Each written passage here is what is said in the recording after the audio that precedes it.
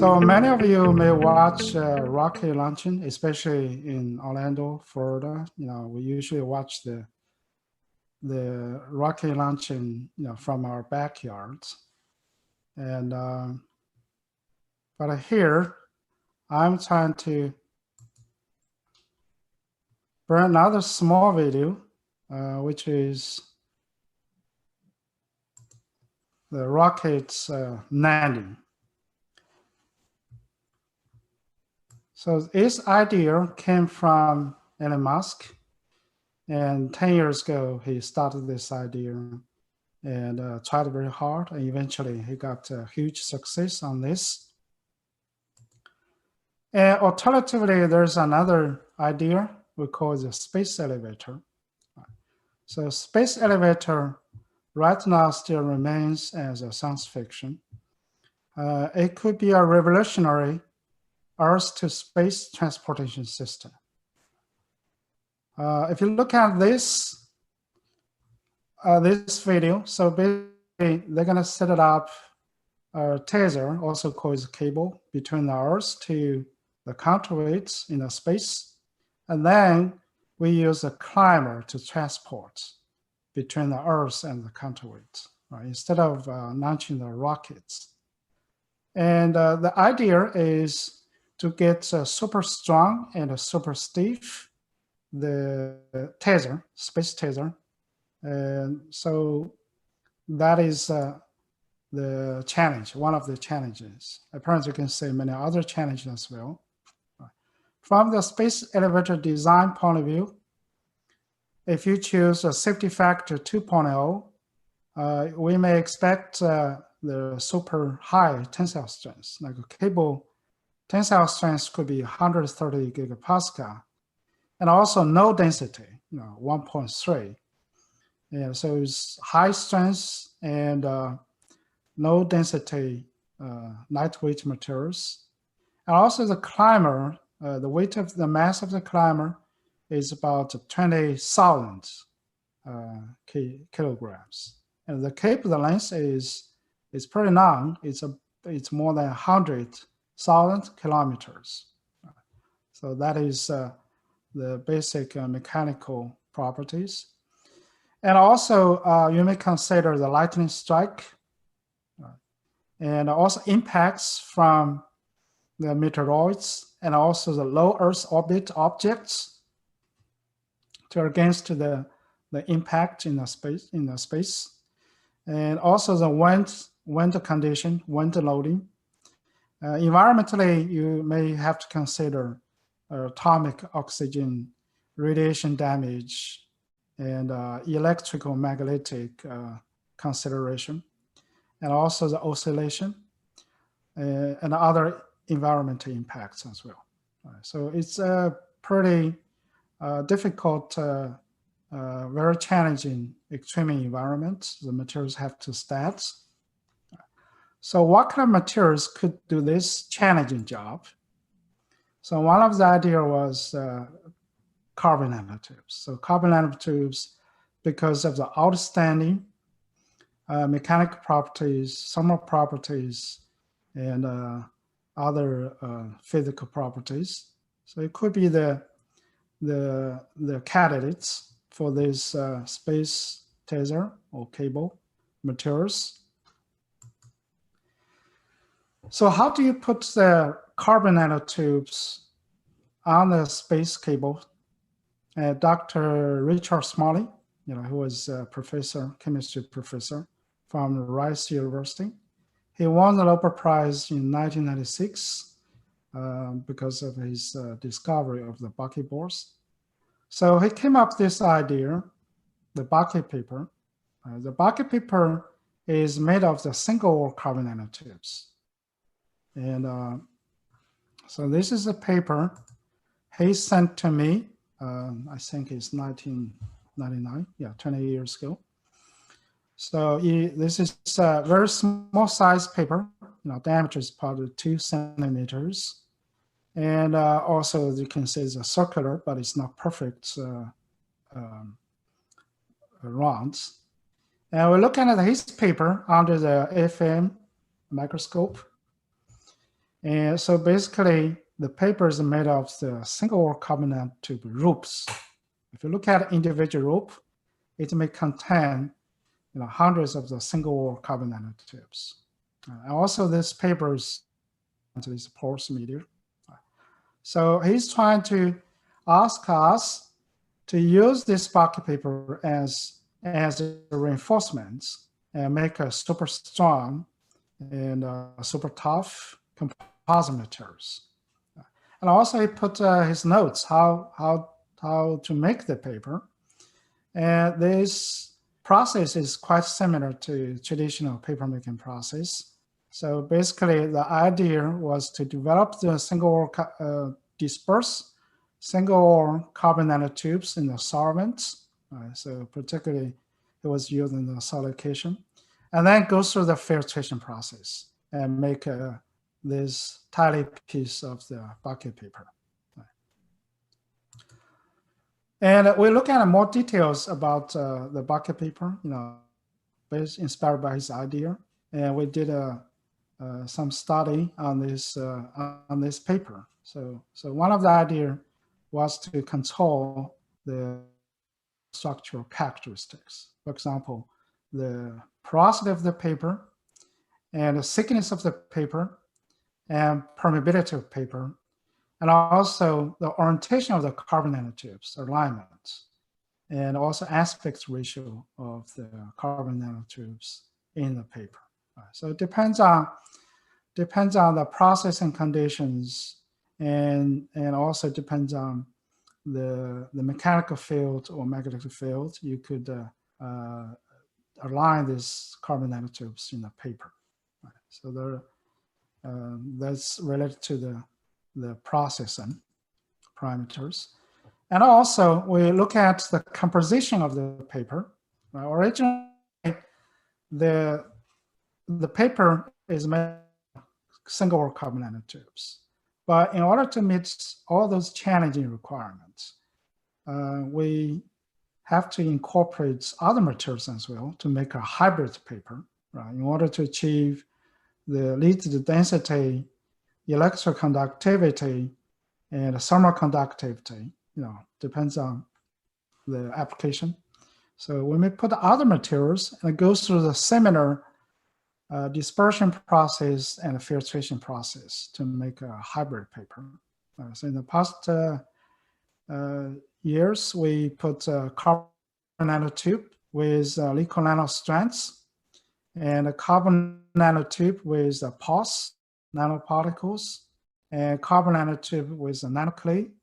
And also you can put a carbon nanotube with a graphene or graphite nanoplate. Depends on your needs, depends on the application. So you can make a hybrid paper. Another important aspect, in order to bring his paper to real composites application, is scaling up. So we'll look at how to scale up his paper. So we came up with the idea, use a spray-based process. So we spray the suspension through the nozzle and control the droplets, the droplet size, and then deposit the droplets on the substrates and then remove the solvents. Similar to paper making process, but it's based on the droplets, the spray process. So we make the paper, and then you can further spray the resin system, different type of the polymer resin system, and eventually make the composites. Right? So the machine, the process we developed includes 2 deposition chambers, CNT deposition, and also the polymer resin deposition chambers, and then goes through the heating in the oven, eventually make the composites. So we call it a roll-to-roll manufacturing process of Buckypaper Composites. Actually, here are the 2 examples we made a couple of years ago to scale up this process and trying to achieve good quality of the Buckypaper as well. Recently, also incorporate the the 3D printing process, I call is the digital manufacturing of the Buckypaper. So we developed a process called the spray deposition modeling, SDM. So we use a 3D printer nozzle to control the motion of the nozzle. So eventually you can get the Buckypaper with particular pattern, and also you can control the number of the layers to print. Eventually you have different tunable properties. So we use the digital manufacturing methods to precisely control the structure characteristic of the paper.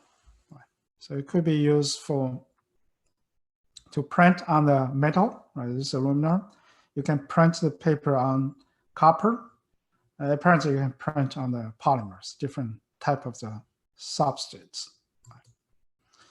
In order to print the carbon nanotubes, and you have to make the carbon nanotube ink. So basically, we disperse the carbon nanotube in the water with the aid of the surfactant to help the dispersion.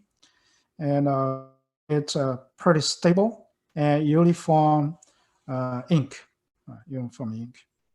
for the printing to avoid the agglomeration during the printing.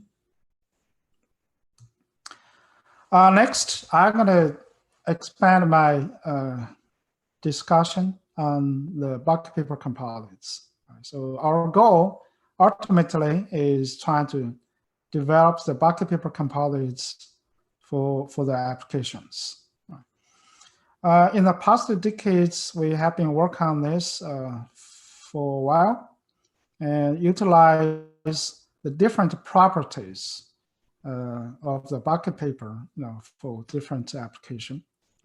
If you look at the mechanical properties of the Buckypaper, right? So our goal is to develop the high-strength composites, and also we have been done the work related to vibration or acoustic damping. How you use the Buckypaper to reduce the vibration and acoustic, improve the damping properties. From electrical properties, we have been working on the lightning strike protection of the carbon fiber composites, particularly for the 787. Most of the structures are made of the carbon fiber composites, so lightning strike protection is one of the challenges. I also look at EMI shielding, and also we use the digitized Buckypaper for strength sensing or damage detection. You can use the sensors as well. And also you can use as electrical actuation of the shape memory polymer composites, like heating, jaw heating. From thermal properties point of view, we look at the application in fire retardant composites and also thermal protection system. So actually I'm going to bring the thermal protection system as one of the examples to show you how to incorporate the Buckypaper into our composites for the thermal protection application. So I'm going to use this ablative thermal protection system as an example. An ablative thermal protection system is used for the lots of applications such as hypersonic vehicles or re-entry vehicles, or this is a solid rocket motor. So traditional materials used for ablative thermal protection system includes fulonic carbon composites or silicon carbon composites, and recently they use carbon-carbon composites as well. So how can we use the Buckypaper to improve the performance, thermal protection performance of those ablators?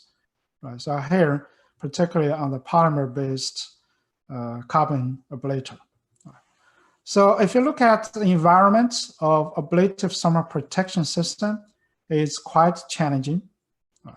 So during the flights, there's a high heat flux from the environment. Usually it's aerodynamic loading. And that heat flux will get through into the ablators, the materials. So there's the heat transfer from the environment to the thickness of the ablator. Apparently, under the heat, and polymer is going to decompose. So after decompose, and there's a flowing gas, flammable gas, come out from the ablator.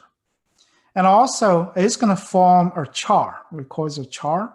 So that char is porous and also is highly thermostable. Right? So that char is going to, the flowing gas is going to flow through this char, eventually enter the environment and flammable, right? to burn the gas. And based on the temperature range, right, for example, this region is the gas region. A temperature is 1800 to 2500 degrees C. And this region, the middle region, is decomposed region. Is from 100 to 500 degrees C. And below 100 degree region is ablator region. So there is very complex environments. So our idea is trying to use the Buckypaper to improve the thermal protection system. So when we look at the ablative thermal protection system, we find two problems. The first problem is char formation and stability. So after you're burning those polymers, you're going to form a very stable char. And the quality of the char is very important. If the char is weak, structurally weak, and susceptible to mechanical erosion, eventually you're going to lose the protection. You're going to eat the ablators much faster than what you expect. So that's the one problem. We need a stronger char, have high quality of a char.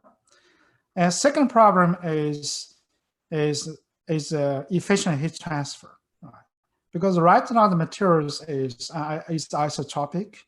So if we could have anisotropic thermal conductivity, for example, we have a higher thermal conductivity in the planar direction and a lower thermal conductivity through the thickness direction, and then we can improve the heat transfer, in particular avoid some hot spots. So that is the primary two considerations. We incorporate a carbon nanotube, Buckypaper, on the top of the surface of the ablators. So we found out the characteristics of the Buckypaper is very important to the thermal protection efficiency, like permeability of the Buckypaper, thermal stability of the paper, and dispersion quality, and char formation, and also thermal conductivity, and also the manufacturability, because eventually you have to put on a very large and very complex geometry of the space vehicles. Right. So for example, here, we put the Buckypaper on the cylindrical surface of the carbon phenolic ablators. Right. So we have very good compatibility and can bond with ablator very well. Right. So, and then we use ablation testing, is oxyacetylene talc to test the composites. So basically you place the composites panel here and also put some thermocouples between the layers. So we can monitor the temperature profile through the thickness. Right. So you can have understanding of the here you have the video, and play this video. All right, 3, 2, 1.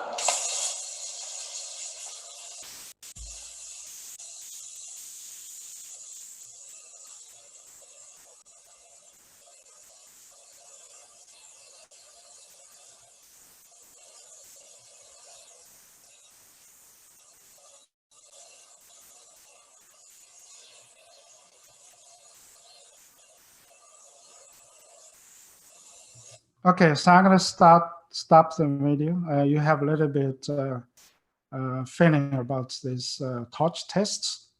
All right.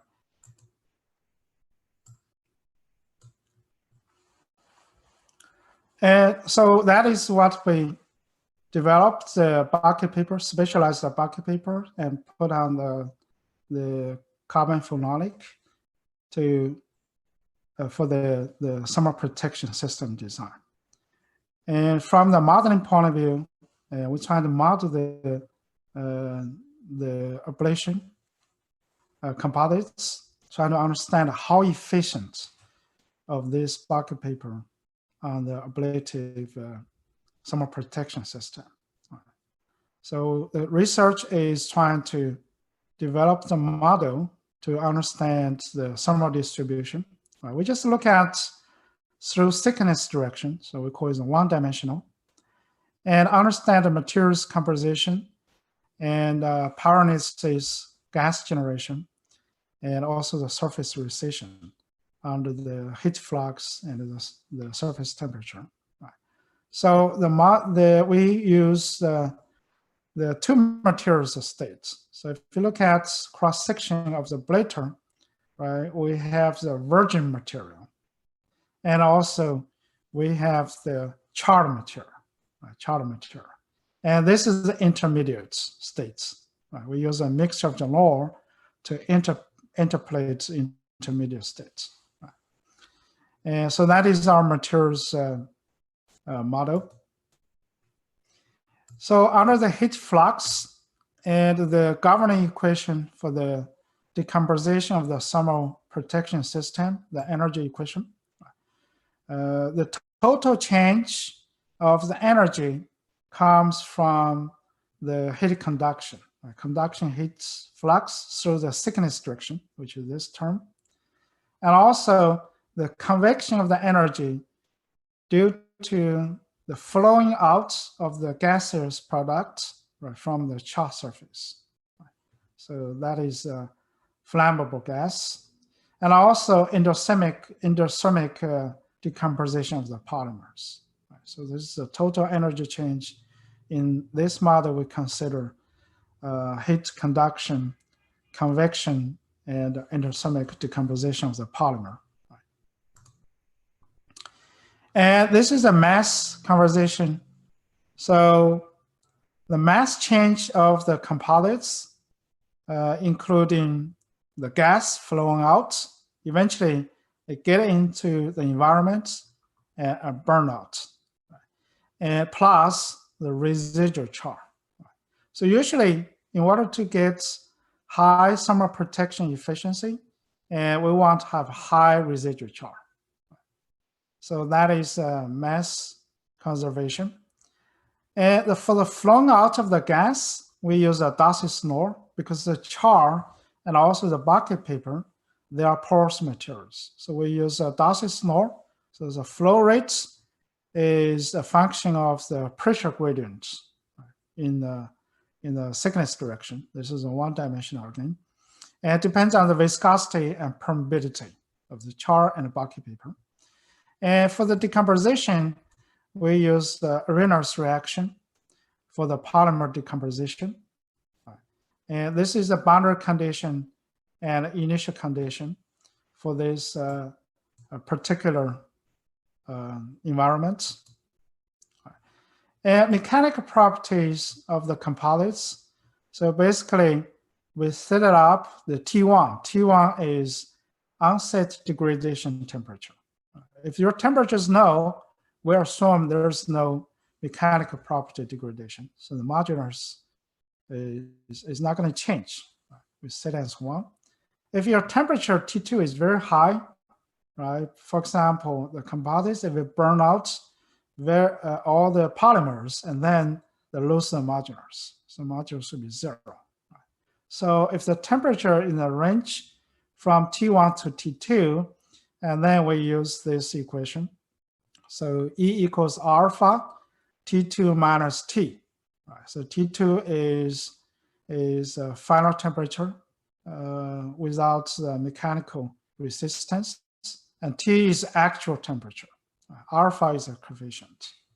So that is way how to model the residual modulus of the composites under the thermal heating.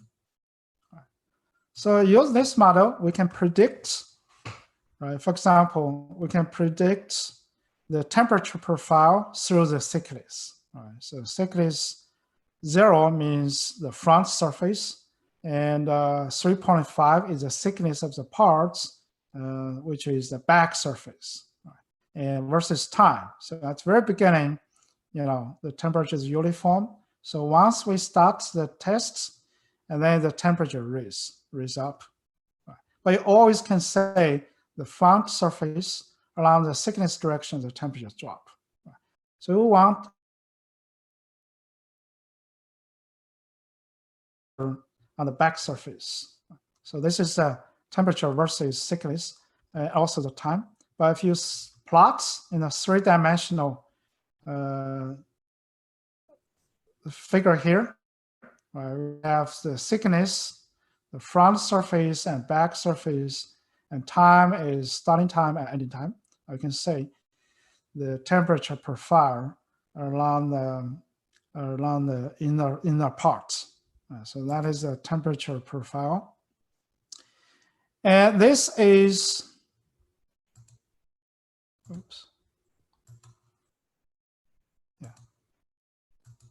So this is a simulation results for mass residual. Right? And this is mass residual versus time. So we put the Buckypaper on the TPS as a coating. So you can say the with coating and without coating, the red curves without Buckypaper, and those black curves with Buckypaper. So it does improve the mass residual. And also from our simulation results and experimental testing, we got pretty good agreements when we have the Buckypaper, a little bit small difference, without the paper. So it's pretty reasonably is good. The model we developed and also the actual testing is in good agreement. And this is coat side temperature, the back side temperature. Right. So again, we start with the Buckypaper and without Buckypaper. So without Buckypaper, the temperature is higher than the parts with the Buckypaper. So the Buckypaper is going to lower down the temperature of the composites. And also you can say the difference between the experimental data and the model prediction. So for this case, especially at the higher temperature range, they may have a little bit of discrepancy. So it may because of when you measure the temperature, sometimes it may create the problem between the thermocouple and the composites. And this is this is a residual modulus. So after you apply the heat flux after a certain time, apparently the modulus will be decreased. And you can see the results. The red curve is the without Buckypaper, and this is with a Buckypaper. And this is our experimental results as well. So I think the prediction of the modulus with Buckypaper without Buckypaper, and the model prediction experimental data, they're in good agreement. And this is a solid phase density. So during the ablative in the ablative time, and the solid phase density is decreasing. So because the polymers decomposed. So also you can look at the mass flow out. Mass flow out. So during the decomposition process, and the mass flow out rate will be different. So apparently is not linear. And also we did the parametric study. So it depends on the microstructure characteristics and depends on the ablator you use. It may affect the efficiency, affect the residual modulus. So for example, this is our baseline. We could increase 20% of the permeability of the Buckypaper, or we can increase increase molecular weight or viscosity of the gas. It depends on the materials, and also if we change the porosity of the paper, and then you can say the effects based on this is a prediction results, the simulation results. Right. So in this case, we found out the permeability, the purple one, is more sensitive compared to the viscosity and molecular weight of the gases, also porosity. Right. So it's the permeability is more important. So I'm going to use this the ablative thermal protection system as an example to study the efficiency of the Buckypaper on the thermal protection system composites. So that concludes my presentation. So in the past decades, we use this Buckypaper for multifunctional applications, and you can find our publications in other research domain. And finally, I will acknowledge my students, postdoc, working in the composites lab, and also the support from the